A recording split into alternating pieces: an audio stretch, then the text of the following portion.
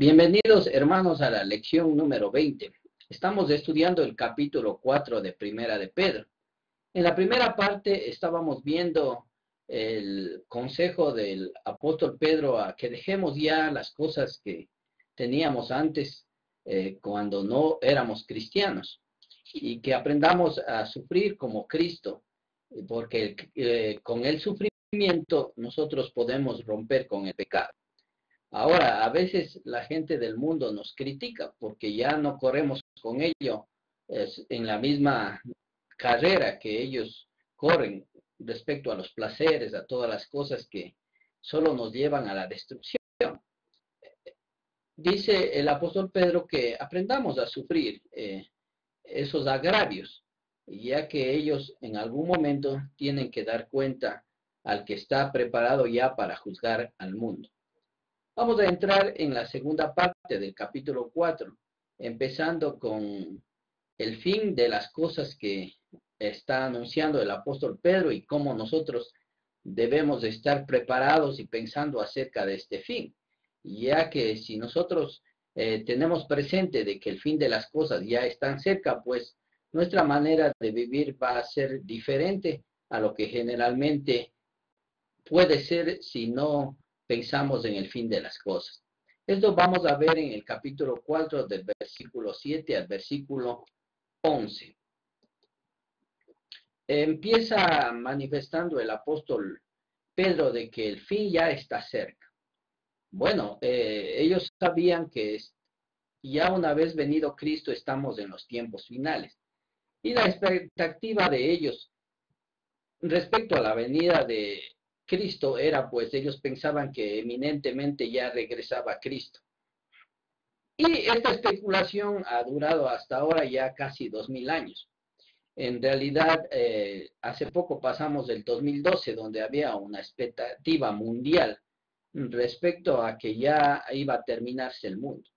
Aunque nosotros sabemos por las escrituras, pues que la segunda venida y la hora nadie sabe, solo el Padre que está en los cielos. Jesucristo dijo, ni yo mismo sé, solo mi Padre. Entonces, pero los creyentes sí debemos saber que estamos ya dentro de ese periodo que la Biblia considera los últimos tiempos. Y si nosotros estamos dentro de los últimos tiempos, debemos vivir de acuerdo a esa realidad. Si nosotros no estamos conscientes de esa realidad, pues nuestra manera de vivir va a ser como la del mundo es en realidad. Ahora, si nosotros estamos conscientes de que ya el tiempo está cerca y estamos en los tiempos finales, lo que el apóstol Pedro está diciendo es manténgase pues sobrios o manténgase despiertos o estén conscientes más que todo de esta realidad. Los cristianos, puesto que estamos de una manera pasajera en este mundo, pues no debemos aferrarnos mucho a las cosas de este mundo, aunque son importantes para nosotros las cosas con las cuales vamos a vivir durante nuestro peregrinaje en este mundo. Sin embargo, nuestra verdadera mirada debe ser en esa recompensa que Cristo nos dará cuando Él venga por segunda vez. De tal manera que necesitamos estar despiertos a esta realidad, como creyentes. Ahora, cuando nosotros estamos conscientes, pues, de que ya el regreso de Cristo por segunda vez es una realidad, pues no vamos a estar tan empeñosos o tan dedicados al trabajo de las cosas de este mundo o empeñosos en acumular cosas o bienes para satisfacer nuestras necesidades o deseos, sino más bien vamos a estar enfocados en el asunto espiritual, en las cosas que en realidad son importantes. El apóstol Pedro está aconsejando a los creyentes que podamos velar en oración, que es el enfoque correcto en realidad que debe tener los creyentes. La oración, pues, es una manera en cómo nosotros mantenemos vivo nuestra realidad espiritual y en contacto con nuestro Dios, abierto a los asuntos espirituales, que cuando nosotros no estamos conscientes y sobrios respecto a esta parte, pues vamos a estar más enfocados en los asuntos materiales y nos vamos a olvidar cuál es nuestra verdadera misión o cuál es nuestra verdadera meta.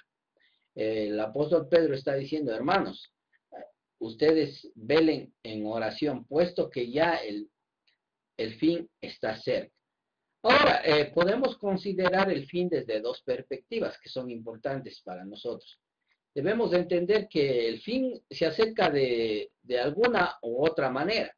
Podemos hablar de que el fin está cerca respecto a nuestra manera de vivir y peregrinar en este mundo.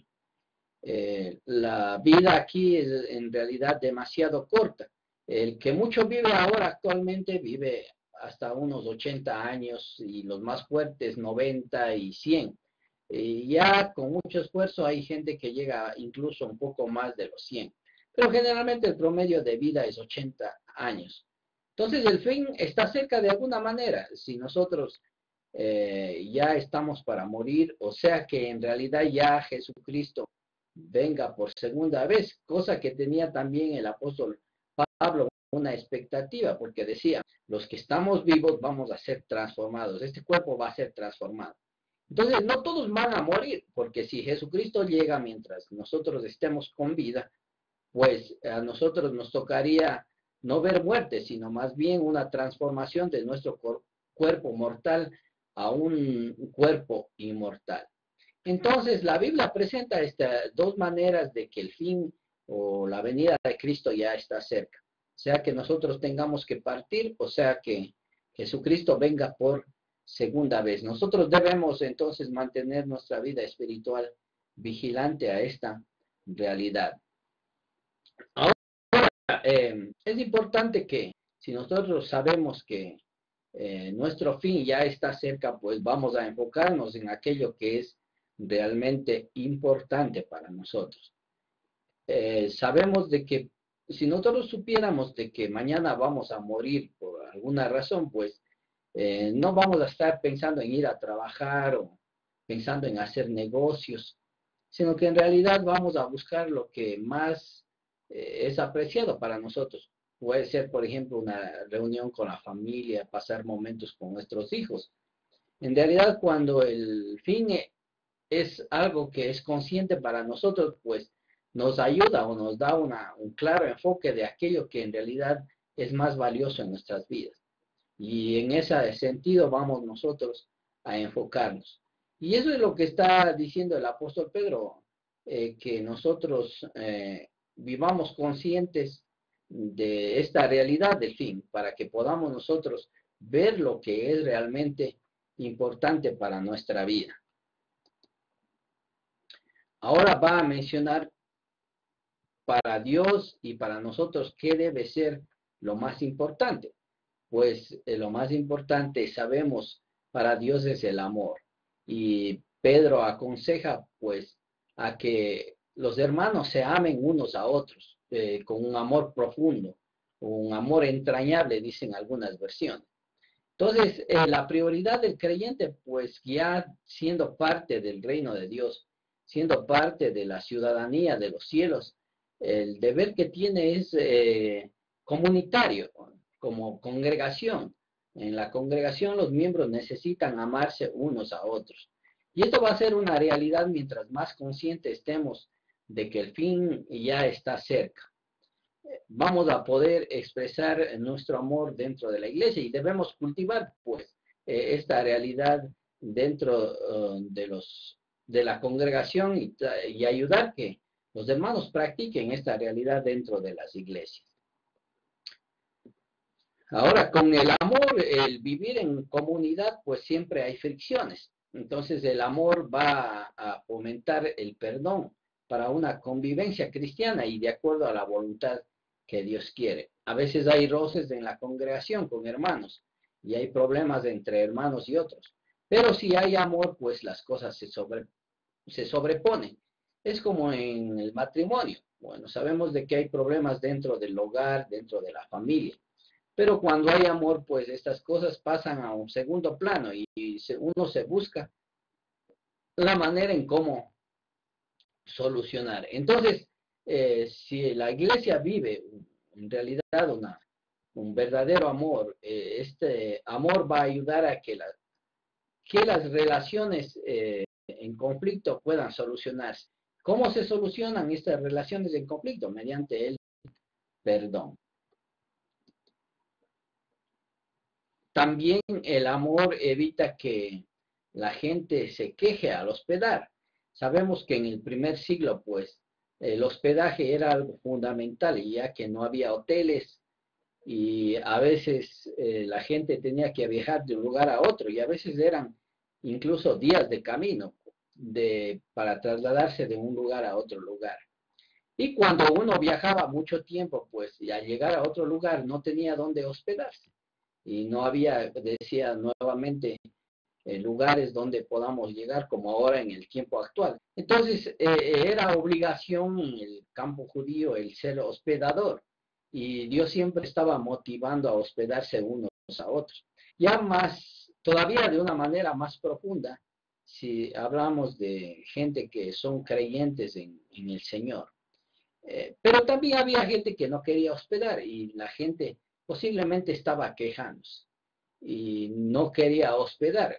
Actualmente nosotros a veces, cuando se realizan en la iglesia campañas o se viene gente de otras congregaciones, de otros lugares, pues cuando viene, pues viene mucha gente, entonces no, necesitamos lugares donde hospedar. Bueno, hay algunos que en realidad les encanta hospedar, pero hay otros, sin embargo, que no les gusta hospedar.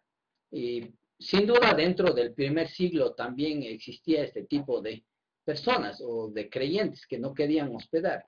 Lo que el apóstol Pedro está diciendo es que parte del cristianismo es amar unos a otros, y dentro de este amar a unos a otros, si nos amamos en realidad, no vamos a estarnos quejando el momento de hospedar a otro hermano. También va a tocar otro punto respecto al amor de unos a otros, al amarnos unos a otros, el hecho de que, bueno, nosotros como creyentes de aquí en realidad estamos para servir a los demás. La iglesia es un lugar donde el creyente debe servir. Ahora, Dios nos ha capacitado para ese servicio. ¿Y cómo nos capacitó para el servicio? Mediante el don que hemos recibido cada uno de nosotros.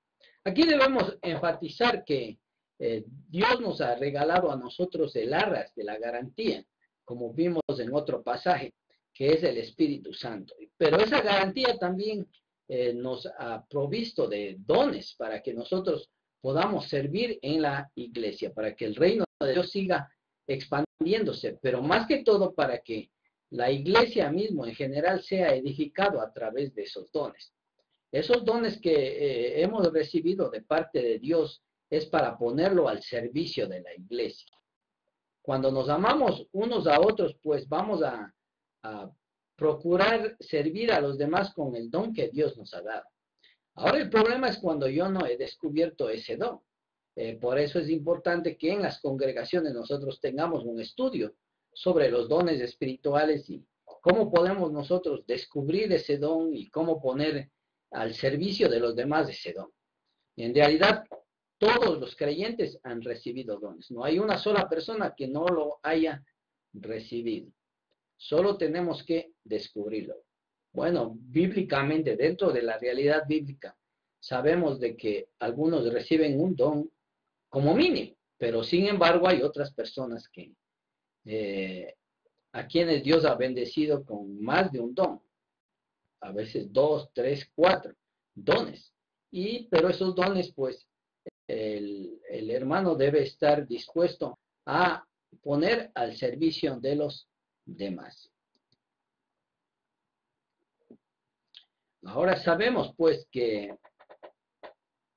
un administrador fiel va a usar esos dones. Nosotros en realidad no somos dueños de los dones.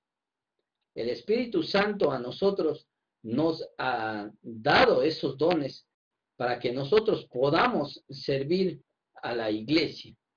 Esto es importante que nosotros podamos entender. Nosotros únicamente somos mayordomos de los dones dados por Dios, pero nosotros debemos en realidad administrar fielmente estos dones. Bienaventurado mencionó en alguna ocasión Jesucristo que cuando el Señor venga le encuentre al mayordomo pues vigilante y sirviendo a los demás. Pero dice, si llega y ve al mayordomo, que ese mayordomo ha sido infiel, pues va a ser grande su castigo. Entonces, nosotros como buenos creyentes tenemos también que ser buenos administradores de estos dones y poderlo poner al servicio de los hermanos.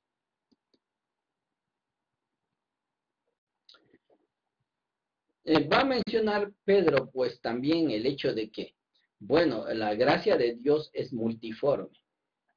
Quiere decir de que Dios capacita a cada persona de la manera que Él quiere y Dios tiene diferentes dones en realidad. Él no quiere que, por ejemplo, solo un don funcione en la iglesia, porque la iglesia o su iglesia necesita ser edificada. Entonces Dios va a capacitar a sus miembros conforme a lo que Dios quiere o al plan de Dios para que la iglesia sea edificado totalmente o para que crezca o los hermanos maduren bajo la administración fiel de estos dones de los demás hermanos. Entonces, no debemos pensar de que en realidad puede haber solo uno o dos dones dentro de la iglesia, sino que la gracia de Dios, dice, es de muchas maneras o una gracia multiforme. Dios capacita de varias maneras a los hombres para que estos puedan servir dentro de su reino. Esto es importante que nosotros comprendamos. La gracia de Dios es multiforme. Hay otros pasajes de Romanos y Corintios que hablan que existe diferente cantidad de dones. Incluso se señala un gran número de dones de los cuales son muy útiles para la edificación de la iglesia. Aquí va a hablar de una manera importante para aquellos que tienen el don de hablar. Dice, el que habla debe conformarse a la palabra de Dios. Nosotros sabemos, pues, aquellos que tienen el don de enseñar o el don de la predicación, el don de hablar a los demás, exhortar y todo, ellos deben utilizar sabiamente este tipo de don. ¿Y cómo es usar sabiamente este tipo de don? Dice, bueno, lo que ellos hablan debe estar en conformidad a la palabra de Dios. No pueden ellos inventar sus propios pensamientos o decir lo que a ellos les gusta. De esta manera también trabajaron los profetas ya en el Antiguo Testamento. Un profeta verdadero no podía hablar lo que él quería. En realidad él tenía que ser un comunicador fiel de lo que Dios quería transmitir a su pueblo, en este caso al pueblo de Israel. O después cuando ya dividió al norte Israel y al sur Judá.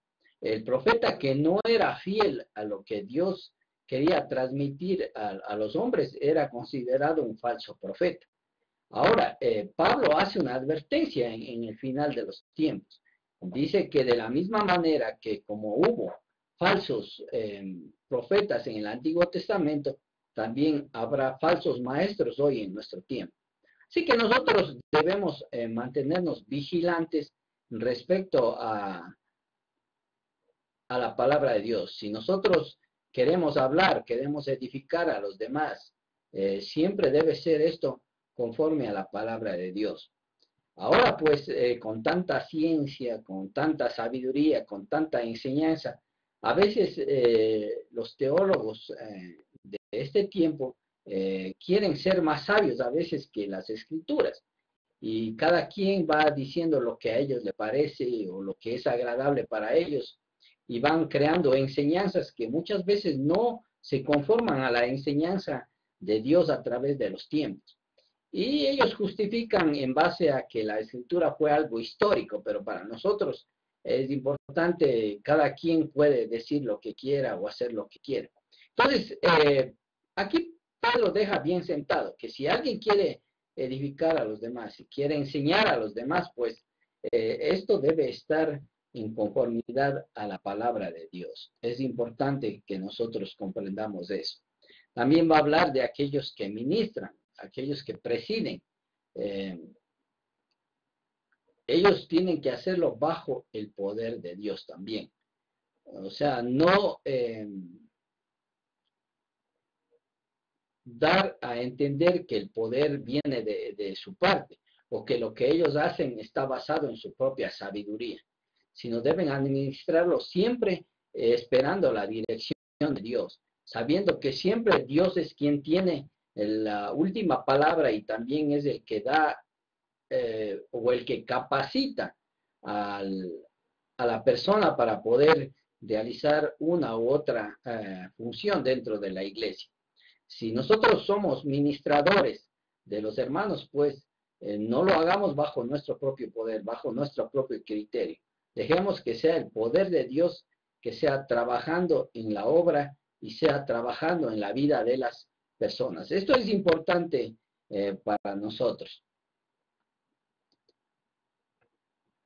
Los dones en realidad, hermanos, no son para nuestra alabanza.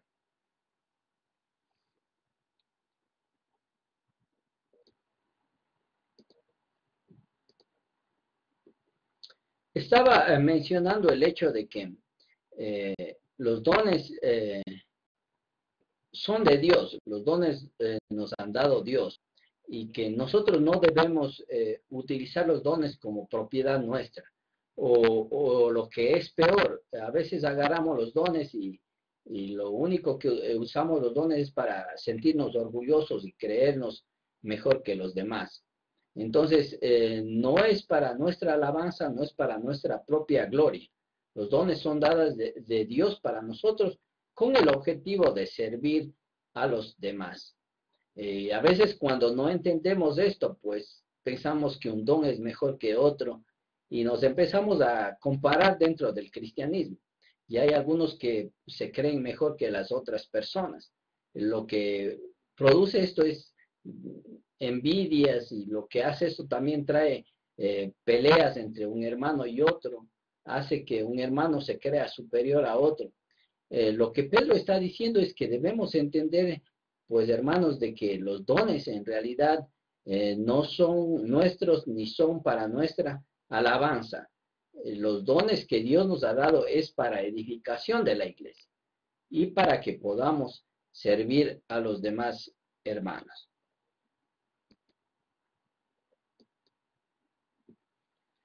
Ahora, va a centrarse en el punto que es primordial también para entender esto.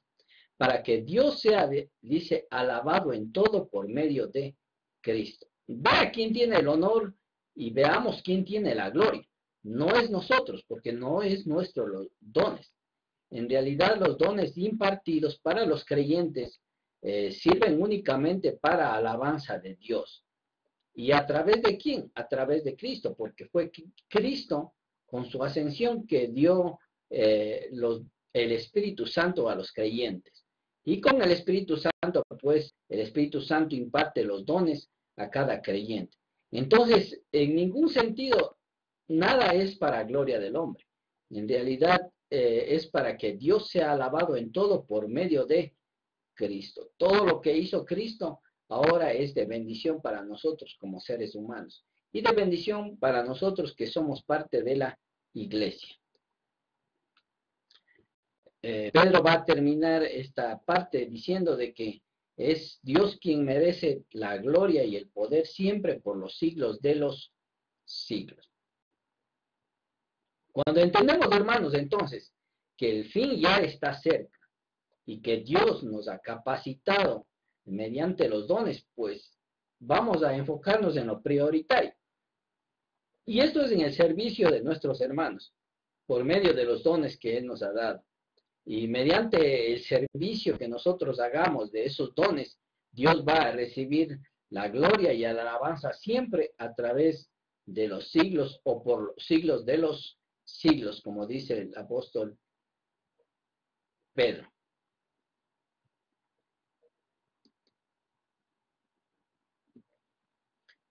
Vamos a otro punto donde el apóstol Pedro va a mencionar pues de que mientras estemos en este mundo vamos a tener pruebas. Y como dijo anteriormente, va a haber gente que va a insultarnos incluso y a buscar nuestro mal, porque nosotros ya no estamos corriendo como ellos en este mundo o bajo los propios deseos que ellos corren. Pero sin embargo, cuando nosotros tengamos que pasar pruebas, dice que nuestra manera de responder a esas pruebas va a demostrar nuestro cristianismo. ¿Y cómo debemos responder frente a estas pruebas? Bueno, con gozo, nos dice el apóstol Pedro. Gócese en las pruebas. Primeramente empieza mencionando el punto en que no debemos extrañarnos de la puerta, de las pruebas, como si fuera algo insólito. A veces cuando no entendemos la importancia de las pruebas, cuando vienen dificultades a nuestra vida, cuando no entendemos los propósitos de Dios, lo que primero queremos hacer a veces es escaparnos de la iglesia, o ya no queremos saber más de Dios. Y posiblemente eso están haciendo algunos hermanos en aquel entonces. Y Pedro les está diciendo, hermanos, en realidad ustedes deben saber que las pruebas son una realidad en la vida del creyente. Y no se extrañen como si fuese algo insólito. Y estas pruebas a veces son fuertes. Y Pedro lo compara como un fuego. Estas son pruebas de fuego. En realidad donde se purifica el oro, menciona otros apóstoles. La fe necesita ser probada por fuego, dice Santiago.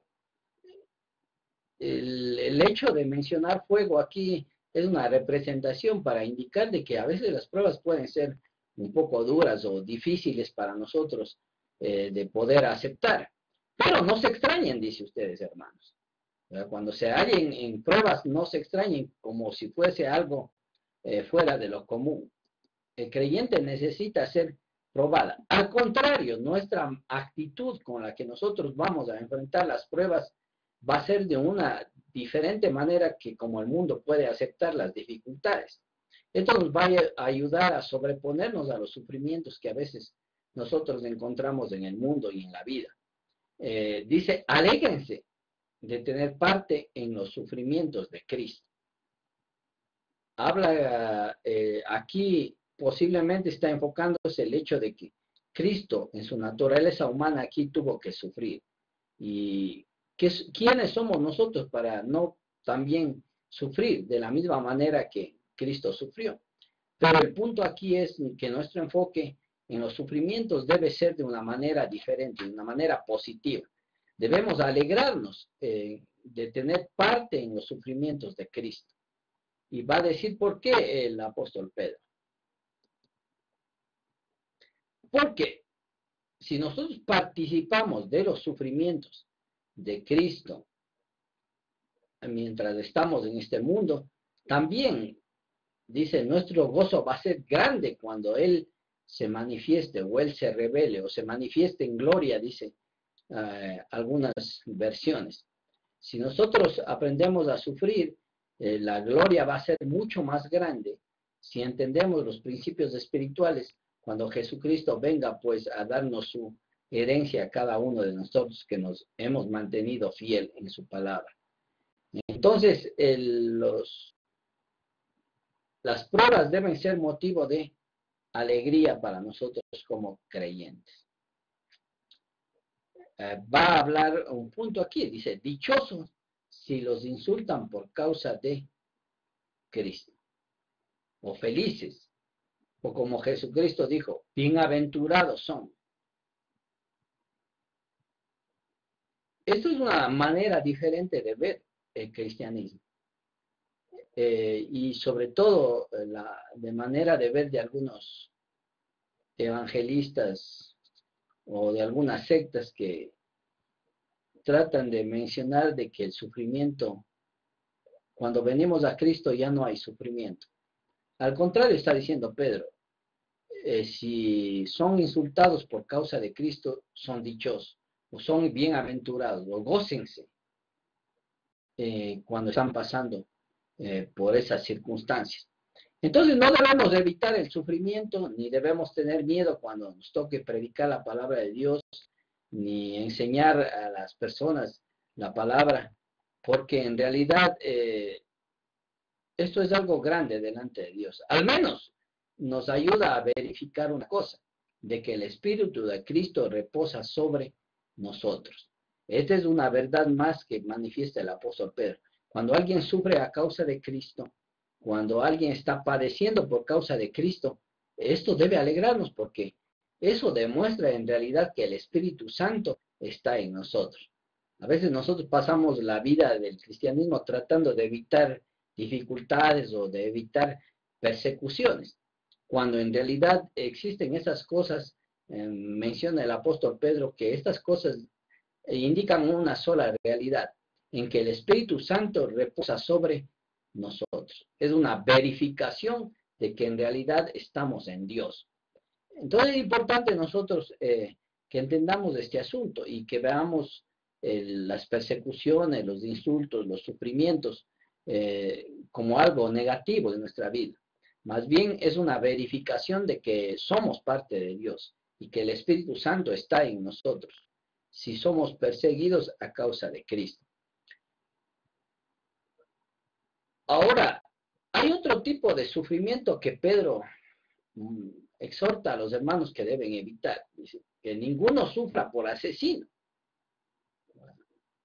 Hay otro tipo de sufrimiento y este sufrimiento es por hacer cosas que no son bajo la voluntad de Dios. Tampoco ninguno sufra como ladrón o delincuente.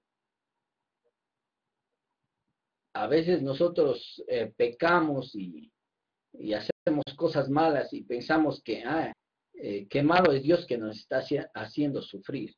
Pero en realidad estas cosas o este tipo de sufrimiento no es aprobado por Dios, porque es en base a nuestra propia maldad o en base a nuestro propio pecado que nosotros arrastramos las consecuencias de nuestros malos actos. Ese sufrimiento no es bajo la voluntad de Dios, pero sí el sufrimiento a causa de Cristo. O a veces en otras partes menciona el apóstol mismo, a causa de hacer el bien. Si nosotros tenemos que sufrir, dice, por hacer el bien, esto es bueno y agradable delante de Dios. Pero no cuando sufrimos por hacer cosas que en realidad no son bajo la voluntad de Dios. Va a poner al menos dos ejemplos. Dice, a veces uno puede sufrir por ser entrometido. Anda uno hurgando cosas que a veces tal vez a uno no le importa. O metiéndose en problemas al cual nadie nos ha llamado. Entonces, cuando vamos indagando o investigando o metiéndonos en la vida de otras personas, podemos sufrir, pero eso no es un sufrimiento bajo la voluntad de Dios y ni por causa de Cristo, sino en realidad es por andar metido en cosas que a la cual nadie nos ha llamado. Dice, no sufran por ser entrometidos.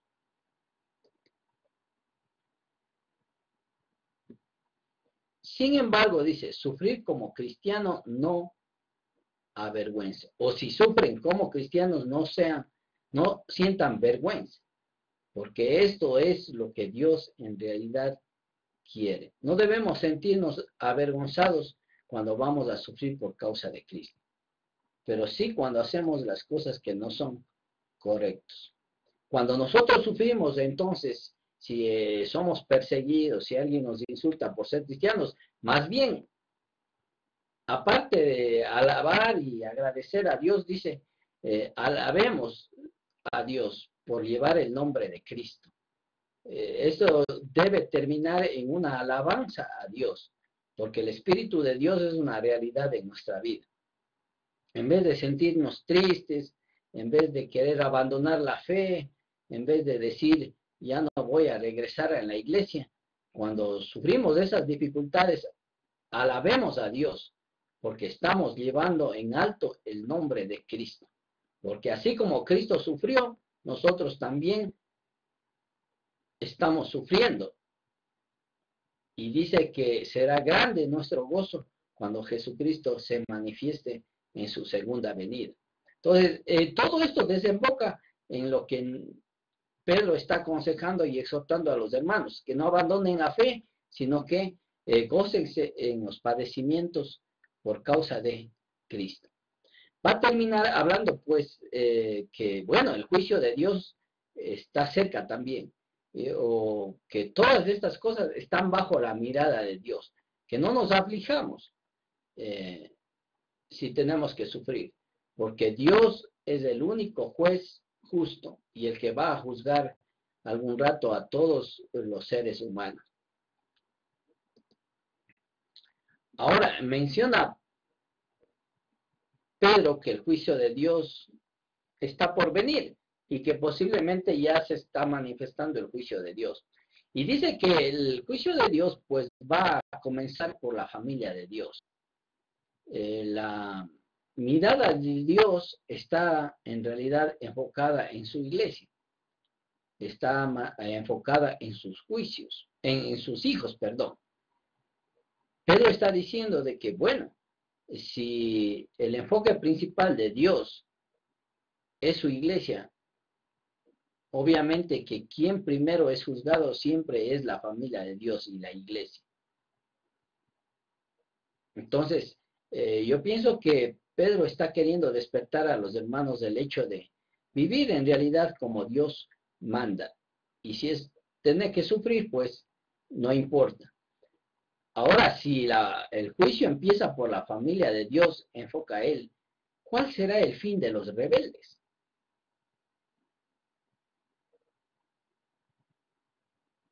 Está poniendo dos partes que son totalmente diferentes. Por una parte la iglesia y por otra parte el mundo.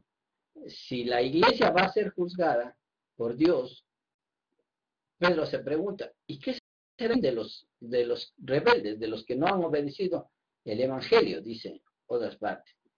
Pone otra realidad con el justo o con la familia de Dios. Dice, y si el justo apenas se salvará.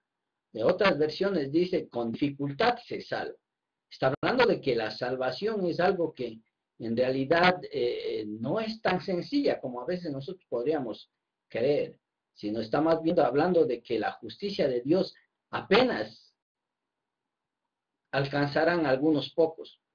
Y si el justo apenas se salvará bajo la gracia de Dios, ¿cuál será el fin del impío y del pecador?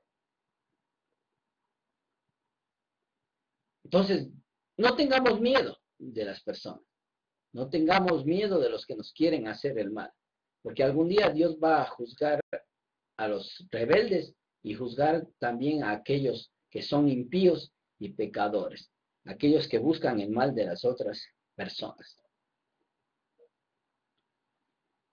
Pero también anima a todos nosotros, a los creyentes que somos fieles a Dios. Dice, si ustedes tienen que sufrir, pues entréguense de una manera fiel al Creador, o entréguese a su fiel Creador.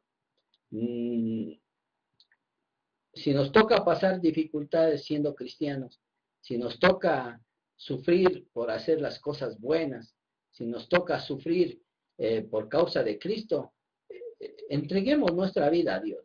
No tratemos de nosotros evadir estas cosas, no tratemos de pagar mal por mal, sino que entreguemos nuestras vidas al Creador y dejemos que Él sea quien actúe, porque Él es el que va a hacer juicio sobre todas las personas y sobre todo en este caso con los impíos y pecadores, con aquellos que están haciendo mal a sus hijos. Entreguemos entonces nuestra vida a Él.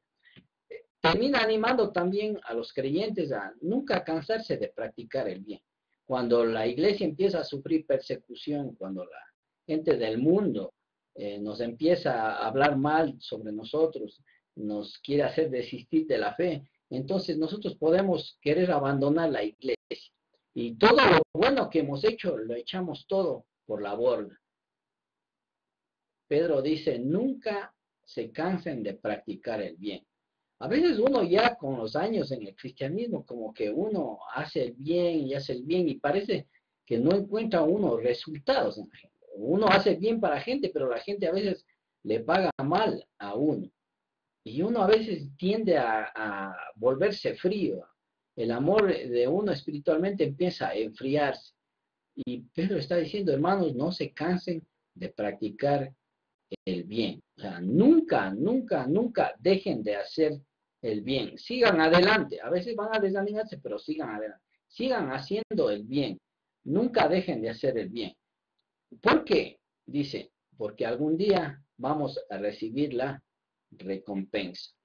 Con esa parte nosotros damos por terminado el capítulo 4 y viendo los temas importantes de una manera breve, bajo un bosquejo.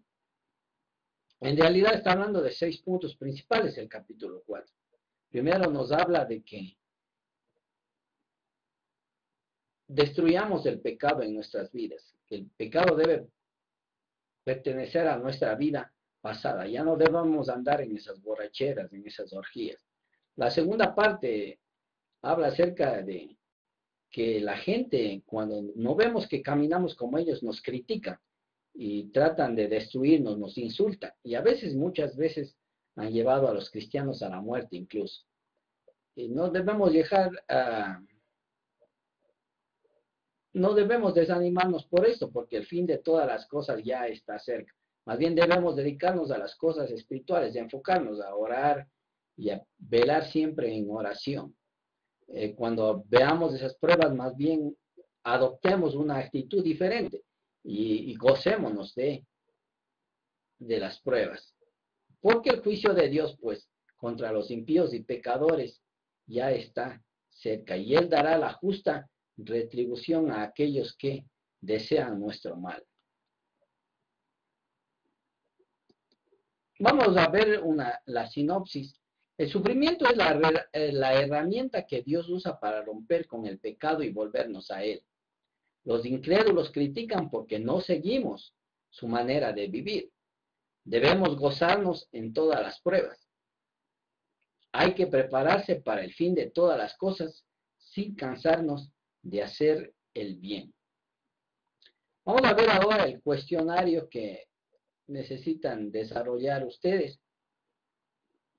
Son 10 preguntas. La primera es, ¿cuál es el resultado loable de sufrir como Cristo? 2. Mencione lo que Pedro llama una vida de desenfreno. 3. ¿Por qué a los incrédulos les parece extraña nuestra vida? 4. ¿Cuál será el fin de los que viven una vida inmoral? 5. ¿Cómo debe ser el convivir de los que tienen en mente el fin? ¿Cómo debe ser el convivir de los que tienen en mente el fin? 6. ¿Para qué son los dones que hemos recibido de Dios? 7. ¿Cuál debe ser la actitud de quienes pasan pruebas de fuego? ¿Cuál debe ser la actitud de quienes están pasando pruebas de fuego? 8.